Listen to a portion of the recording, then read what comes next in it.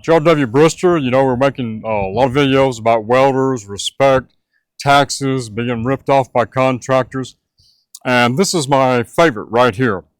I hear people on the internet a little bit. Mostly I take care of my own business, but you can't help but hear people bad-mouthing, or I'll get some person that's not very mature talking about welders, talking with welders down. Well, there's probably some bad welders, there's some bad everything, okay? But I'm going to tell you biblically, and I'm going to tell you why you should respect welders. I'm going to tell all you people that hate welders why you're probably not going to like it. All right, let's start with Romans 13:7. Render therefore to all their due, tribute to whom tribute is due, custom to whom custom is due, fear to whom fear is due, and here it is, honor to whom honor is due. Let me tell you what those words mean. Render in the original language means to give back to someone, to repay for a service. And due means a sum owed, an obligation, a duty. And tribute is like compensation for a service rendered. And honor means value, esteem, in the highest degree, dignity. All right? I think welders need to be honored. And I'm not going to be bashful about it. Well, let me tell you why. I did some research, and you can find a little bit of this, a little bit of that. The numbers kind of vary. But I looked up how many welders there are in the United States of all kinds. I found numbers from 400,000 to 600,000. But let's go with the highest one, so we're not fudging the numbers. If there's 600,000 total welders of all kinds in the United States, do you know what percentage that is of welders that keeping this whole mess running? Everything in the world has to be welded. Everything. I don't care if it's structure, pipe, fence post. Welding is the king. Now here's the percentage. If you took 600,000 welders out of 335 million people, that is 0.17%. That's all we make up. It only takes this for us to die or get killed in some civil war or nuke, and this whole place shuts down. So you ought to respect a welder of any kind. I don't care.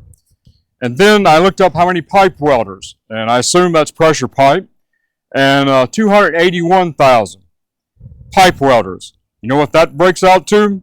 0.0852. You know what that is? Like a teardrop in the Pacific Ocean when you're a pipe welder. That's why you need to be respected, okay? There's only so many of us that are supporting this whole country. You can't have pharmaceuticals, you can't have gasoline, you can't have gas in the morning for a heater in the winter. You can't have anything without pipe welders. So just know that. I'm not bashful about that at all. All right? You know what that means? That means there's more gold and silver per capita for every human being in the United States than there are welders to take care of business. We are more valuable than gold. Old timers used to talk about a golden arm. Well, that's what they meant. We're very rare and we do a very good job. A golden arm, more valuable than gold. And then there used to be a saying that welders have to fix their mistakes and doctors bury them. Do you know the number 3 cause of death in the United States right now, documented for the American Medical Association, behind heart disease, cancer, is doctor error, prescription drugs? You get that? Now, they go to school for a long time, and I'm glad for them, okay? I'm alive because of doctors. But once they get in there, unless they really screw up, they got a job for life. Welders have to test for every job you take. And then when you're on a job, if you get by those tests, and there's usually at least 2, sometimes there's 5. I've taken 5 for one gas company. That's not uncommon. And every 6 months, I have to go requalify in some fashion, even if I stay working for that contractor and gas company. But after I pass the test and we're welding, there's 3-fold cord of inspection I have to pass for every weld. One is the visual. The inspector's looking at it, looking if I'm welding it right. The second one is x-ray, and the third one is a pressure test, okay?